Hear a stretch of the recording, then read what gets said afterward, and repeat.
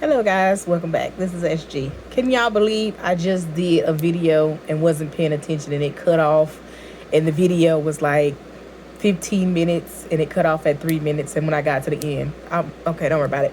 So we are going to talk about the next phase into IFA, becoming a follower of IFA. Okay, so you've gotten your calling, you realize something is different, and you want to go deeper into IFA.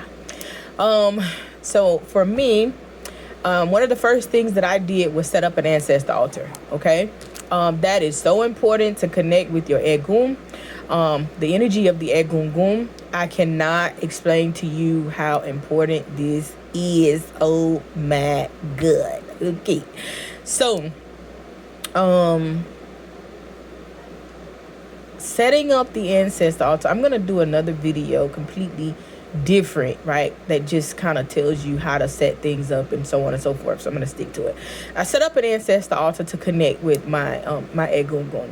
It's so important because you need somebody to talk to, that you felt okay with. Now mind you, the same energy that they had while they were here, they still got the same spirit. So if your Egun was messy, full of drama, was with the shits, always partying, always clubbing, you want to talk to them about stuff like that.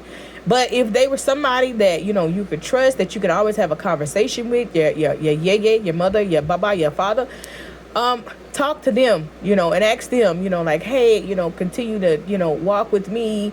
That your ancestors are not here to do the work for you. Okay. They are just here to move shit out your way. You know what I'm saying?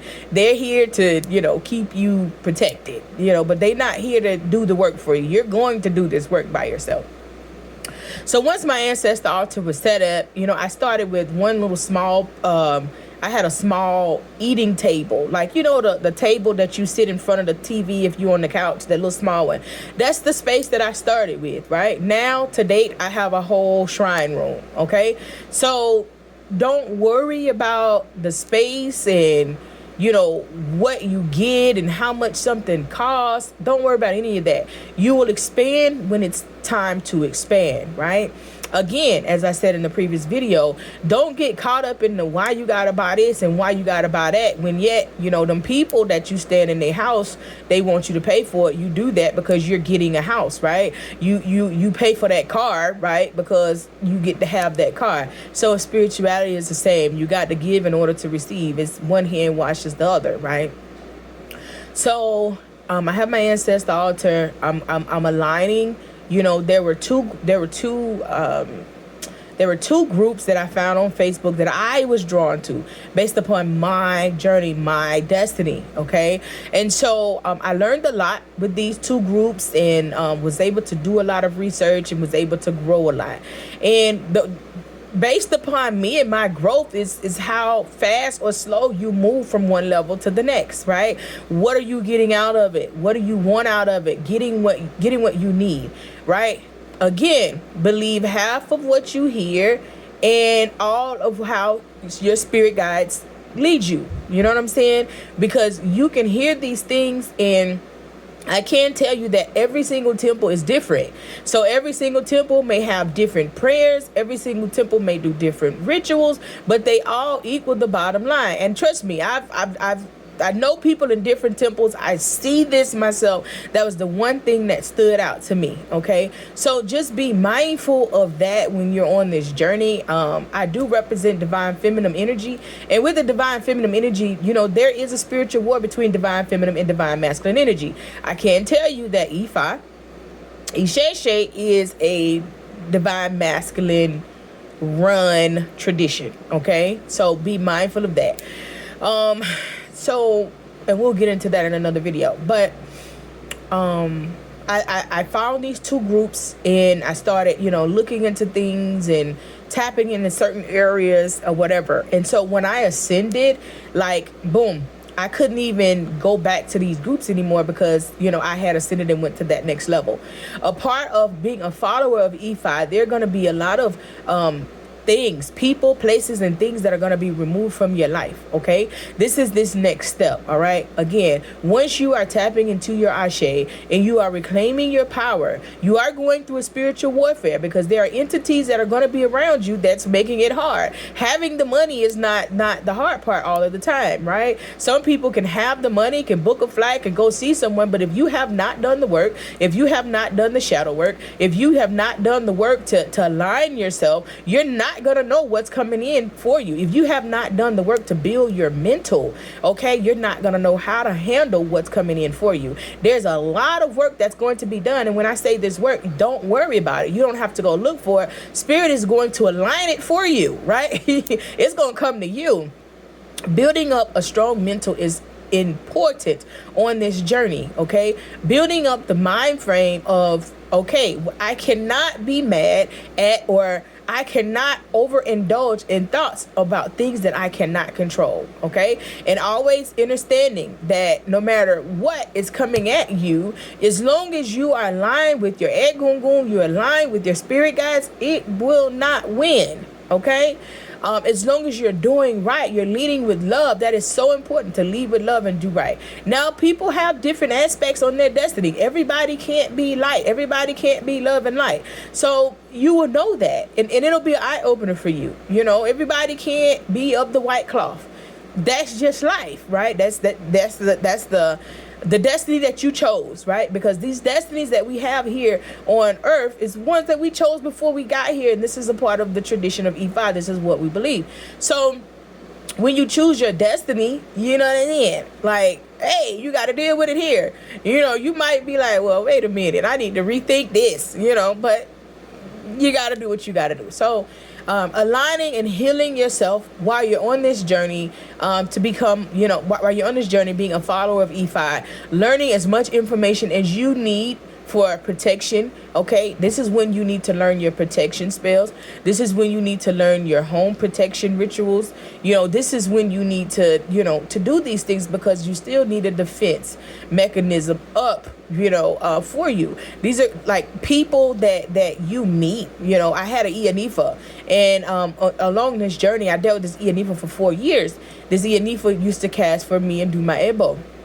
Well, I was leaning a little too much on her, so Source pulled me from her and pushed me out there on my own and made me go do the research, made me go dive into what I needed to dive into, made me go see what I needed to see, right? And then I was able to come back to her, but for a very short while. Once that happened, then that situation completely crumbled. Why? Because at that point, I cannot continue to work with her, okay? Or for whatever. It wasn't me, you know, it was her decision, but it was me understanding that I cannot continue to work with her. There's going to be a lot of things that's going to happen in your life, and you're going to feel like, oh, this person was cool, this person helped me out. Depending on where you're going, Source is going to say, okay, this person's time is up. Even before you want it to be up, there's nothing you can do about it. It's one or two things. Either you're going to do it voluntarily, or Spirit or Source is going to do it for you, but the bottom line is going to get done.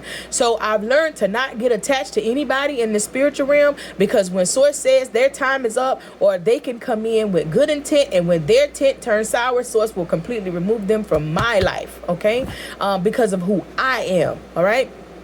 So you start to learn these things. You start to learn and align with your destiny. What are you here for? What is it that you're set to do, right? So depending on where you're located, you know, if you have access, you can contact botanicas or babalaos, and you can get a reading to find out your destiny, right? You can get a reading to find out if you fit in IFA. Everybody does not fit in IFA, okay? So you can get these readings, and they can cast, and they can, you know, they can go to, you know, to Orumala, or they could go to IFA and ask these particular questions. What needs to happen with this particular person?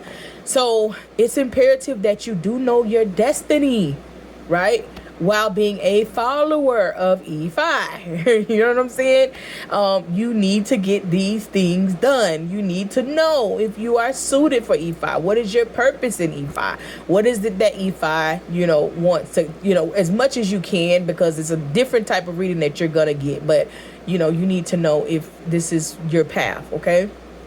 And for me, I had several chiefs tell me, hey, this you are for E5, and I already knew it myself. It was just confirmation on top of confirmation. Now, again, the money is going to not be the problem all the time, but you're gauging in on a spiritual warfare. So things in your life are going to start happening. You're going to be tested.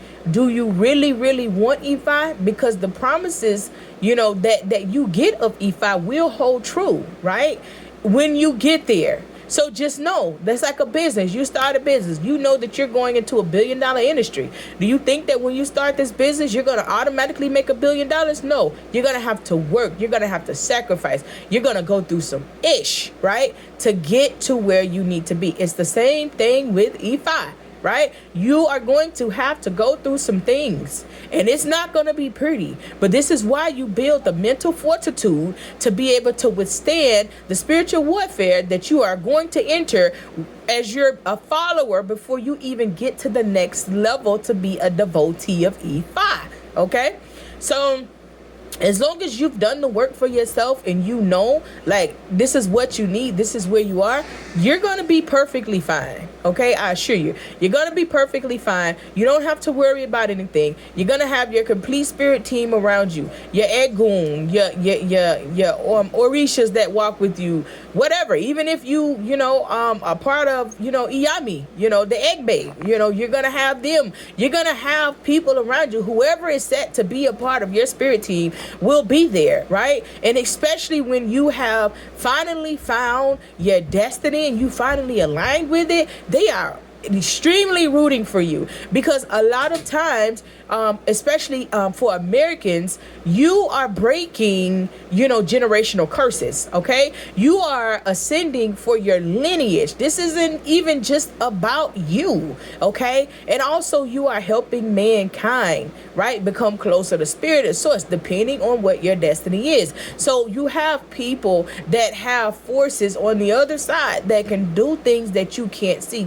They can foresee things. Your Ori, your head, foresees things that you cannot see, and therefore they communicate and they make sure that you get to where you need to go. So it is important to be level-headed. It's important to clear out all of the mess from the past so that you can have enough room to take on what you are about to take on. If I sat here and said it's as easy as wanting to be an E5, finding somebody and initiating it to E5 and living this long happy life, I would be lying to you. I would be lying to you. Right? And it's not easy. And guess what? You still got to live your regular life as you continue to research, grow, and ascend within E5 and deal with the spiritual warfare on every single level that it could possibly be given to you to show, so it's like, this is what I really want, and I'm stronger than that. Because this spiritual warfare becomes something that it's like, okay, I see it. Okay, I see what's happening there. All right, cool. All right, well, let me just wait it out. Let me let it pass by. You know what I'm saying? And it's so many levels. So being a follower, it's a very important step, because you're building up your walls, you're building up your home protection, you're building up your spiritual protection, you're learning you're learning your rituals. You should be learning prayers, okay? Because from a follower you go to a devotee. So at this stage you still should be learning your prayers. You should be learning the deities. You should be learning the structures. You should be knowing their stories, okay? At this point you also should have some type of idea of a routine, okay? Because this, you start creating the routine once you get towards the step from going from follower to devotee, right? And we'll talk about routines and things like that on the next video. But creating routines is very important. This is not a joke, okay? Initiating into E5, you become a Babulao or Ianifa. Now, depending on the type of work that you're going to do once you initiate, of course, it has to do with your destiny, right? Doesn't mean that because you initiate, you have to do all of the same work that the next person is doing. Is specifically aligned for you. You could do one little thing and that's what you do. You could be someone that doesn't even offer readings. You could be someone that only offer readings with Kyrie shells. You can be someone that has your Opele. You know, you can be one that divines with OB. It's a lot of things that you could do. So you won't know these things as of right now because it's not for you to know what it is that your role is going to be in E5. You got to get the practice down. You gotta know what you're doing with everything else. Okay, so when I come back, you know, we'll talk about becoming a devotee. You know, you're a follower, you got all your information, you know where you're going, you know what you're doing. You're starting to get your prayers down, at least have them written down. You're starting to create a routine. Like, how are you going to fit IFA in your schedule every single day? Okay, you know, as many days out the week, you know, as possible. You know, you gotta have to do some work. You're gonna have to do some work with IFA. Okay, peace.